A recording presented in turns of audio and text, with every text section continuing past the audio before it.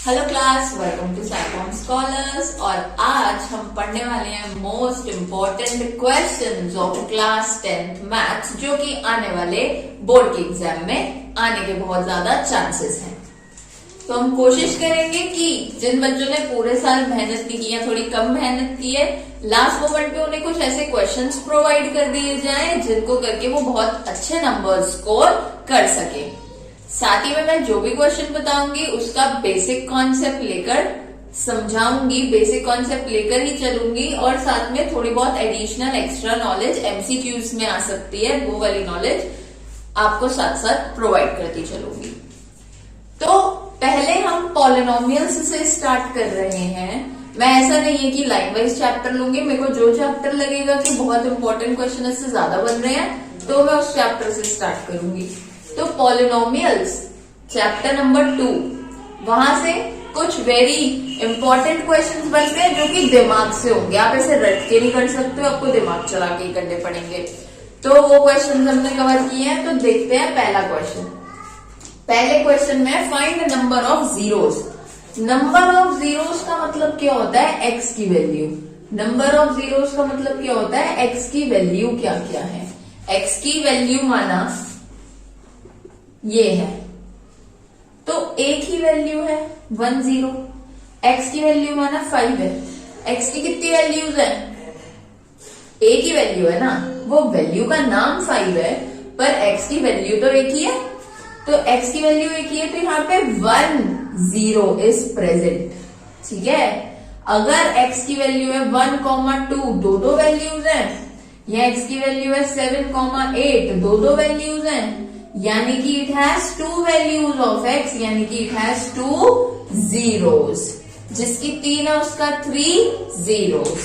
ठीक है, तो ऐसे करके हम इन क्वेश्चंस को करने वाले हैं। आपको पता होना चाहिए कि जीरो का क्या मतलब है। अगर एक्स की वैल्यूज केवल एक नंबर ही आ रही है तो 1 0। एक्स की वैल्यू 2 हो सकती है, कभी ये, तो 2 जीरो। एक्स की वैल्यू 3 भी हो सकती है, कभी कुछ तो 3 जीरोस। ठीक है, तो अब हम इसको सॉल्व करते हैं कि ग्राफिकल क्वेश्चन को कैसे सॉल्व करना है। ग्राफिकल क्वेश्चन में ध्यान देंगे। देखो, हम किसी भी इक्वेशन का x³ + 2x + 3, x² + 2x + 7 = 0, कोई भी इक्वेशन है, हम उन इक्वेशंस को ग्राफ के रूप में रिप्रेजेंट कर सकते हैं। और उस ग्राफ को देखकर हम ये भी पता लगा सकते हैं कि उस ग्राफ पे x की कितनी वैल्यूज हैं, 1 है, 2 है, 3 है, कितनी है। जैसे कि देखो, ये वाला ग्राफ है, इस वाले ग्राफ में जो लाइन है वो y एक्सिस को काट कर जा रही है। वो लाइन x एक्सिस पर तो लाई कर ही नहीं रही है, वो लाइन x एक्सिस को तो काट ही नहीं रही है। इसका मतलब कि x की यहाँ पर कोई वैल्यू नहीं होगी, यानी कि कोई भी जीरो नहीं है यहाँ पर। नो जीरोस प्रेजेंट, यहाँ पर कोई भी जीरो प्रेजेंट नहीं होगा। ठीक है, जैसे कि हम बोलते हैं ये जो इक्वेशन है, ये इक्वेशन क्या होगी? इस लाइन की इक्वेशन y = कांस्टेंट। y = माना ये 0.4 है तो y = 4, y में भी 6 होता तो y = 6, नीचे होता तो y = -6 -4। ठीक है, तो आप देख रहे हो कि इस लाइन की जो इक्वेशन है उसमें कहीं पर भी x नहीं आ रहा है, x नहीं आ रहा है, x की कोई वैल्यू ही नहीं है, मतलब it has no zeros. Secondly याद रखिए, ये जो सेकेंड वाला ग्राफ है ये एक्स एक्सिस को कहाँ काट रहा है? देखो, एक्सिस को तो 2 जगह काट रहा है, यहाँ और यहाँ, पर एक्स एक्सिस को केवल यहाँ काट रहा है, एक जगह काट रहा है, तो 1 0। इस इक्वेशन में केवल एक ही जीरो है, इस इक्वेशन में केवल एक ही जीरो है। इसका मतलब है कि ये इक्वेशन कुछ इस फॉर्म की हो सकती है, 2x + 3 = 0। एक्स की पावर कितनी? 1। x की जो भी मैक्सिमम पावर होगी, x की जो भी डिग्री होगी, वही उसका नंबर ऑफ जीरोस होगा। देखो, x की मैक्सिमम पावर 1 है, मतलब x की डिग्री भी 1 है, तो इट हैज ओनली 1 0। ठीक है, हम आपको साथ साथ और क्वेश्चंस बताए जा रहे हैं जो कि आ सकते हैं इसी कॉन्सेप्ट से रिलेटेड। अब यहाँ देखो, यहाँ पे x है और यहाँ y की जगह px लिख दिया, पॉलिनोमियल ऑफ x। एक ही बात है, पॉलिनोमियल ऑफ x को ही y बोलते हैं। ठीक है, तो यहाँ देखो, ये हमारा ग्राफ है, ये ग्राफ x एक्सिस को एक पॉइंट पे काट रहा है, तो यहाँ पे भी होगा 1 0। 10 का मतलब क्या है कि इसकी डिग्री होगी 1, इसकी डिग्री होगी 1। और एक चीज और, जब डिग्री 1 है तो कैसा पॉलिनोमियल हो गया? Linear polynomial. कैसा पॉलिनोमियल हो गया? Linear polynomial. तो इस पर भी क्लासिफिकेशन आ सकता है। इस क्वेश्चन को देखेंगे, यहां भी x को एक ही पॉइंट पर काटा जा रहा है, तो x को एक ही पॉइंट पर काटा जा रहा है, तो यहां भी 1 0 इज प्रेजेंट। कितने जीरो प्रेजेंट है? एक ही 0 प्रेजेंट है। इसकी भी डिग्री फिर कितनी होगी? इसकी भी डिग्री फिर 1 ही होगी, और ये भी लीनियर पॉलिनोमियल कहलाएगा। आगे देखेंगे, this question has what is the number of zeros in this question. देखेंगे यहां पर x को 4 पॉइंट्स पे काटा गया है, यहां पर x को कितने पॉइंट्स पे काटा गया है? 4 पॉइंट्स पे। तो it will have 4 zeros. 4 zeros होने का मतलब है कि इसकी कुछ इक्वेशन ऐसी होगी, 2x की power 4 plus 3x square plus 1x plus 2 equals to 0, कुछ ऐसी।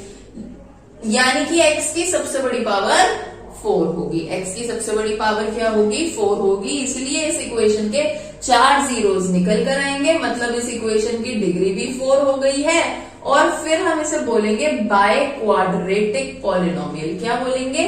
By quadratic polynomial. ये वेरी इंपॉर्टेंट क्वेश्चन है, क्योंकि इससे आपको 3 चीजें एक्सप्लेन होती है। नंबर ऑफ जीरोज एक्सप्लेन होता है, डिग्री एक्सप्लेन होती है, नाम एक्सप्लेन होता है, लीनियर पॉलिनोमियल होता है 1 डिग्री का, और दूसरा इक्वेशन किस फॉर्म में आ सकती है? x की पावर 1 है अगर, तो इक्वेशन किस फॉर्म में आ सकती है? x की पावर 1 है तो ये डायग्राम इज टिक, x की पावर 1 है तो ये diagram is also okay, x की पावर 1 है तो ये diagram is not going with the equation. ठीक है, तो देखो अगर हमें डिग्री पता है तो पॉलिनोमियल का नाम भी पता होना चाहिए। जैसे अगर डिग्री 0 है तो पॉलिनोमियल का नाम क्या है? Constant polynomial. कांस्टेंट पॉलिनोमियल में x की पावर 0 होती है, इसलिए डिग्री 0 है। डिग्री 1 हो जाए तो लीनियर पॉलिनोमियल, डिग्री 2 हो जाए तो क्वाड्रेटिक पॉलिनोमियल, डिग्री 3 हो जाए तो क्यूबिक पॉलिनोमियल, और डिग्री 4 हो जाए तो बाय क्वाड्रेटिक पॉलिनोमियल। जैसे कि आप देख रहे हैं यहाँ पे बाय क्वाड्रेटिक पॉलिनोमियल है। क्लियर है बात? इसी कॉन्सेप्ट पर चलकर हम एक क्वेश्चन और कर सकते हैं। इसी कॉन्सेप्ट की मदद से हम एक क्वेश्चन और कर सकते हैं। एमसीक्यू में देखो कैसे आ सकता है, जिन बच्चों ने ध्यान से सुना होगा वो बताएंगे। हम मैंने लिखा है, एक इक्वेशन है, given equation, given polynomial is कह लो 2x square plus 4x minus 1 equals to 0। ठीक है, और हमने बोल दिया कि इसमें से कौन से ग्राफ जो है वो कॉरेस्पॉन्ड कर सकते हैं, कौन से ग्राफ कॉरेस्पॉन्ड कर रहे हैं। पहला ग्राफ मैंने बनाया ऐसा, दूसरा ग्राफ मैंने बनाया ऐसा, तीसरा ग्राफ मैंने बनाया ऐसा, और चौथा ग्राफ मैंने बनाया ऐसा। तो उन्होंने बोल दिया कि इस इक्वेशन से कौन सा ग्राफ मैच हो रहा है। ठीक है, ये सिर्फ मैंने आपको एक एग्जांपल देने के लिए ग्राफ बनाया, जरूरी नहीं है इस इक्वेशन का ग्राफ यही हो। ठीक है ना, तो सिर्फ क्वेश्चन का कॉन्सेप्ट समझने के लिए। आपने देखा यहाँ x की मैक्सिमम पावर 2 है, यानी कि this equation should have 2 zeros, और अगर इस इक्वेशन के 2 जीरोस हैं तो इसे x एक्सिस पे 2 बार इंटरसेक्ट करना चाहिए। ये तो एक भी जगह x पे इंटरसेक्ट नहीं कर रहा है, ये 1 बार x पे इंटरसेक्ट कर रहा है, ये 2 बार x पे इंटरसेक्ट कर रहा है, मतलब यही हो गया आंसर। क्लियर है? तो x पे कितनी बार इंटरसेक्ट करना है, हमें वही चीज देखनी है कि x पे कितनी बार इंटरसेक्ट करे। हमें y से मतलब नहीं है y पर कितनी भी बार इंटरसेक्ट करे, x पर कितनी बार वो इंटरसेक्ट कर रहा है, हमें ये देखना है। क्लियर है बात? तो ये एमसीक्यू के देखो तरीके से क्वेश्चन आ सकता था, पर क्योंकि हमने कॉन्सेप्ट एक क्वेश्चन से सारे कॉन्सेप्ट पढ़ लिए तो हम ये एमसीक्यू भी कर पाएंगे वेरी इजीली। ठीक है, कॉपी कर लें इसे। तो क्लास बढ़ते हैं नेक्स्ट क्वेश्चन, या बोल लो नेक्स्ट कॉन्सेप्ट की तरफ, क्योंकि एक क्वेश्चन करेंगे पर उसमें 2-3 कॉन्सेप्ट्स तो पढ़ेंगे, है ना। तो देखो if alpha and beta are zeros of polynomial such that alpha plus beta minus 6 है, अल्फा इंटू बीटा 5 है, तो हमें पॉलिनोमियल बताना है कि वो पॉलिनोमियल कैसा दिखता होगा, 3x square plus 4x plus 1 जैसा दिख सकता है ना। Also identify alpha and beta, alpha और बीटा की वैल्यू भी बतानी है। तो देखो सबसे पहले आराम से सुनो कि अल्फा और बीटा जीरोस हैं पॉलिनोमियल की, यानी कि x की वैल्यू अल्फा भी है और x की वैल्यू बीटा भी है, ये है इसका मतलब। ठीक है, और जब भी हमें x की दो वैल्यूज पता होती हैं तो हमें क्वाड्रेटिक पॉलिनोमियल बनाना होता है। अब जो क्वाड्रेटिक पॉलिनोमियल है उसका फॉर्मूला याद कर लो बस। क्वाड्रेटिक पॉलिनोमियल का क्या फॉर्मूला होता है? X square minus alpha plus beta, यानी दोनों जीरोस का सम इंटू एक्स, यहां माइनस, उसके बाद plus alpha into beta, alpha into beta यानी कि जीरोस का प्रोडक्ट। यहाँ पे क्या लिखा है हमने? सम ऑफ जीरोस, और यहाँ पे क्या लिखा है हमने? Product of zeros. तो ये होगा हमारा क्वाड्रेटिक पॉलिनोमियल। ठीक है, तो आपने देखा अल्फा और बीटा तो मुझे नहीं पता, पर उन्होंने हमारा काम और आसान कर रखा है भाई। अल्फा प्लस बीटा डायरेक्ट -6 दे रखा है, तो मैंने बोला कि अल्फा प्लस बीटा तो मेरे पास डायरेक्ट -6 है, तो मैंने डायरेक्टली -6 लिख दिया। x as it is plus alpha into beta में मुझे डायरेक्ट दे रखा है 5। अगर अल्फा अलग और बीटा अलग दिया होता तो मैंने प्लस करके लिखती अल्फा प्लस बीटा की जगह, मल्टीप्लाई करके लिखती अल्फा इंटू बीटा की जगह, पर अभी तो उन्होंने प्लस भी दे दिया मल्टीप्लाई भी दे दिया, मैंने बस पुट कर दिया। X square minus minus plus 6x plus 5, ये आ गया आंसर हमारे क्वाड्रेटिक पॉलिनोमियल का। This is the quadratic polynomial जिसका अल्फा प्लस बीटा -6 आएगा और अल्फा इंटू बीटा 5 आएगा। ठीक है, अब देखो अगली चीज और पूछिए, आइडेंटिफाई अल्फा एंड बीटा। अभी अल्फा और बीटा भी निकालना है, तो वी हैव टू वेज। पहला कि हम यहां से अल्फा की वैल्यू निकाल के बीटा में सब्सटीट्यूट कर दें, यहां से अल्फा की वैल्यू निकाले फर्स्ट इक्वेशन से -6 -b, और उस अल्फा को सेकंड इक्वेशन में पुट करके क्वाड्रेटिक इक्वेशन बना लें और फिर उसे सॉल्व करें, तो वो फालतू में बहुत लंबा हो जाएगा। क्वाड्रेटिक इक्वेशन तो आप बना ही चुके हो ना, जब आप क्वाड्रेटिक इक्वेशन बना चुके हो तो इसी को ही क्या कर दो? फैक्टराइज। जब आप इस क्वाड्रेटिक इक्वेशन को फैक्टराइज करोगे तो आपको मिलेंगी x की दो वैल्यू, और वही x की दो वैल्यूज अल्फा और बीटा कहलाती है। वही x की वैल्यू जिसे हम x बोलते हैं, 0 बोलते हैं, वही तो है अल्फा और बीटा। तो क्या हमें स्प्लिटिंग मिडल टर्म करना आता है? हमने इक्वेशन लिखी, अब हमने किया इसका स्प्लिटिंग द मिडल टर्म। देखो यहां पे है 1 इंटू 5 होता है 5, 1 इंटू 5 होता है 5, फर्स्ट और लास्ट को इंटू करो। 1 इंटू 5 होता है 5 के 1 इंटू 5 होता है 5, और इस 5 के ऐसे फैक्टर करो जिसे प्लस करके, क्योंकि यहाँ प्लस लिखा है, जिसे प्लस करके क्या आ जाए? 6 आ जाए। ठीक है, तो मैंने कहा अच्छा 5 के फैक्टर्स करने हैं, 5 के फैक्टर्स जिन्हें प्लस करके 6 आ जाए, 5 1 जा 5 हो गए 5 के फैक्टर्स, और प्लस करके आ रहा है 6। तो मैंने क्या किया? 6 की जगह लिखा 5 प्लस 1 इंटू में आगे x था ही प्लस 5 था ही equal to 0। 1x square plus का 5x प्लस का 1x प्लस का 5 इक्वल्स टू 0। अब देखो फर्स्ट टू टर्म से क्या कॉमन आ रहा है? एक x को केवल 1x बच गया प्लस का 5 बच गया। यहां से क्या कॉमन आ रहा है? कुछ भी सेम नहीं आ रहा भाई। जब कुछ सेम ना है तो 1 ले लो। 1 लेने का मतलब है एज इट इज उतार दो भाई, क्योंकि 1 से डिवाइड करने पे चीजें सेम रहती हैं। कॉमन लेने का मतलब डिवाइड होता है, इसलिए ये सेम रहा। क्लियर है?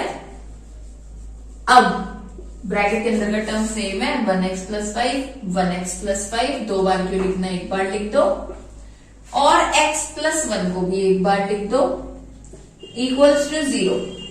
अब या तो x प्लस 5 0 के बराबर होगा, दो चीजों का इंटू 0 कब आता है? या तो पहली 0 हो या फिर दूसरी 0 हो।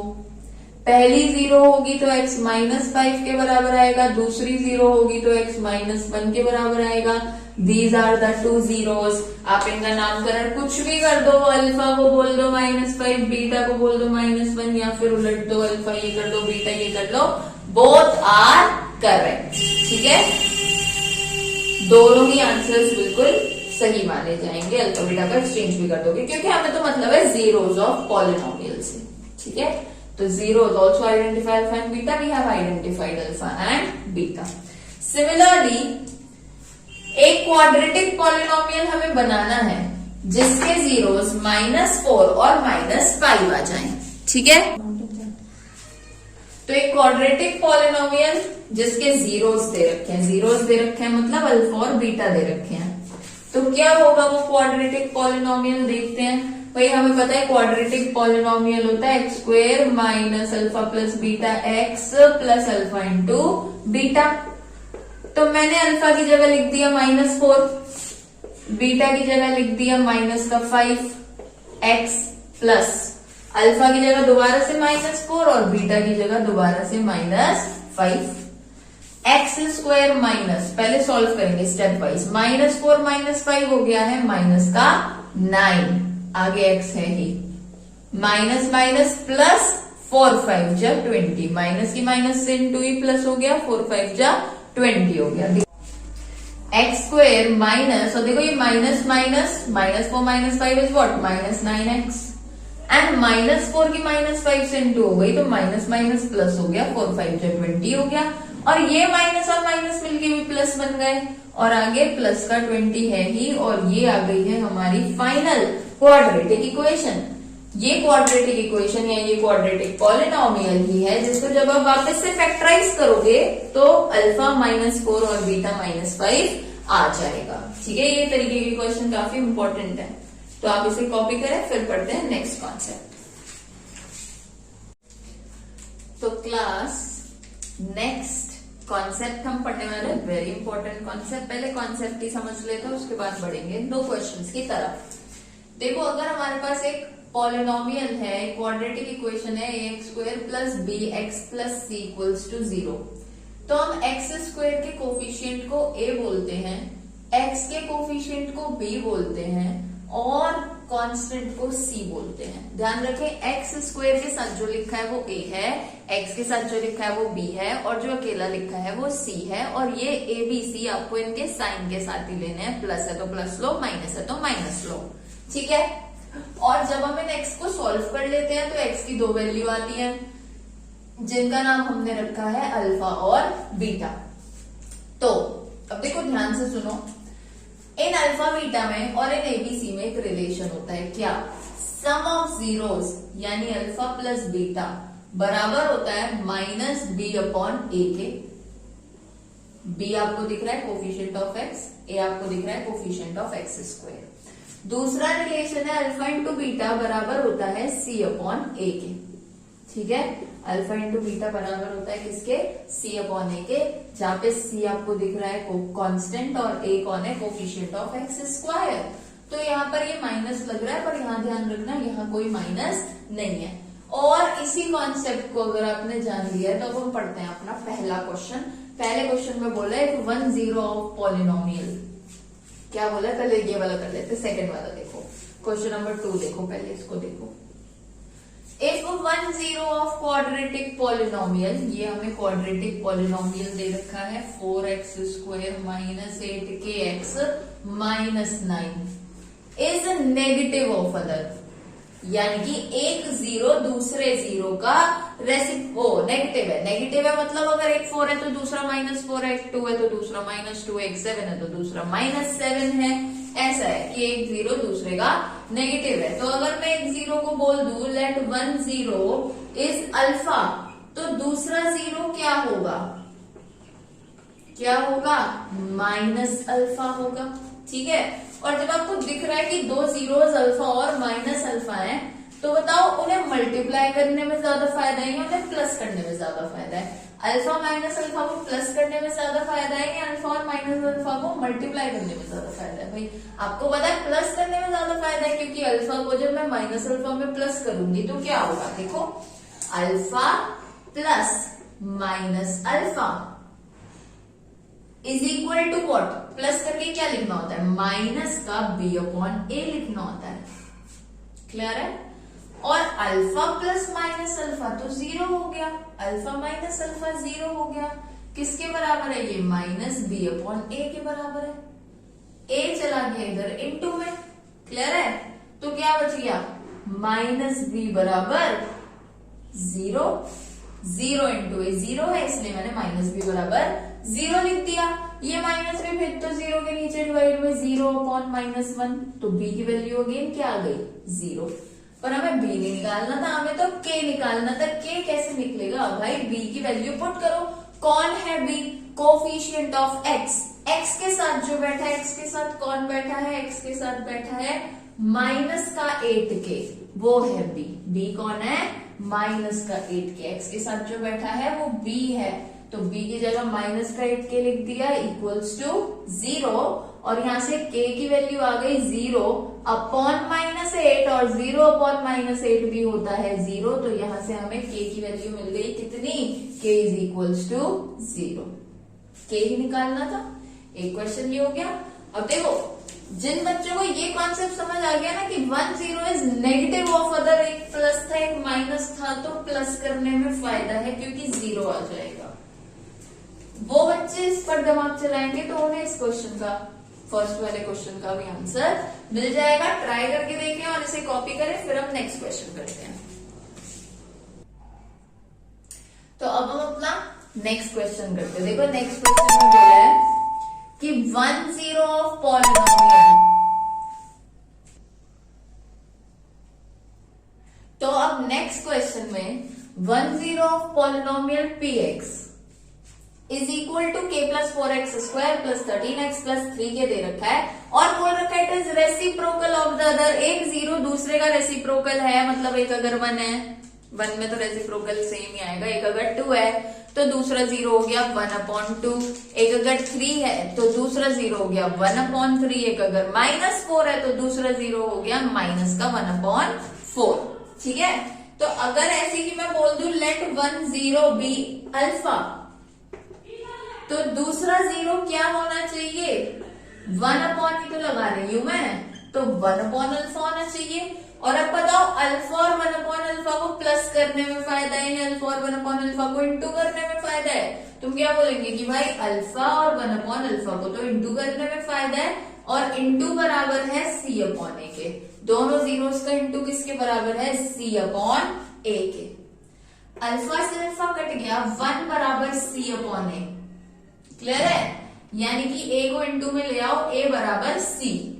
ये तो हो गई कंडीशन, एमसीक्यूज में आती है ये कंडीशन कि अगर एक 0 को दूसरे 0 का रेसिप्रोकल बनाना है तो कंडीशन क्या होनी चाहिए, कंडीशन ये होनी चाहिए। ठीक है, पर अभी कंडीशन नहीं पूछी, अभी तो k की वैल्यू पूछी है। निकालते हैं k की वैल्यू। देखो सबसे पहले आपको पता है मुझे c चाहिए और मुझे a चाहिए, c और a पुट करना है ना, तभी तो k निकलेगा। तो देखो c कौन है जो अकेला बैठा है, जिसके पास कोई x नहीं है, वो c है। तो c कौन है यहाँ पर इस क्वेश्चन में, c कौन है जो अकेला बैठा है, 3k। और a भी चाहिए, a कौन है, x स्क्वायर के साथ जो बैठा है, x स्क्वायर के साथ कौन बैठा है भाई, ये बैठा है k प्लस 4। पुट कर दो इसे, c और a इक्वल करना था, a की जगह लिख दिया मैंने k प्लस 4 और c की जगह लिख दिया मैंने 3k। a की जगह k प्लस 4, c की जगह 3k। k को इधर माइनस में ले आओ, 4 बराबर 3k माइनस k, 2k बराबर 4, और 2 आ गया डिवाइड में, 4/2 k के बराबर, 2 2 4, k बराबर आ गया किसके, 2k। k की वैल्यू क्या आ गई 2, और यही हमें फाइंड आउट करनी थी। मैं आपको जितने भी क्वेश्चंस बता रही हूँ ये दिमाग में रखते हुए बता रही हूँ कि जो मैं कॉन्सेप्ट बता रही हूँ, जो क्वेश्चन बता रही हूँ, वो तो आपके दिमाग में जा ही जाए, साथ में जो कॉन्सेप्ट आपको नहीं पता है आप वो भी जान ले, क्योंकि एग्जाम में जब कोई क्वेश्चन आता है हमें कॉन्सेप्ट पता होता है तो हम उसे लगाकर थोड़ा बहुत तो सॉल्व कर ही आएंगे, और अगर किया हुआ क्वेश्चन है तो हम पूरा ही सॉल्व करके आएंगे। और जो कॉन्सेप्ट बताए जा रहे हैं वो पेपर में आएंगे, आपको मोस्टली एमसीक्यू में भी दिख जाएंगे वो क्वेश्चंस। ठीक है, तो इन क्वेश्चंस को बहुत अच्छे से कर ले, क्योंकि आपको एमसीक्यू पॉइंट ऑफ व्यू से और long question, short question point of view से ये सभी टॉपिक्स बताए जा रहे हैं। तो इसे भी कॉपी कर लें।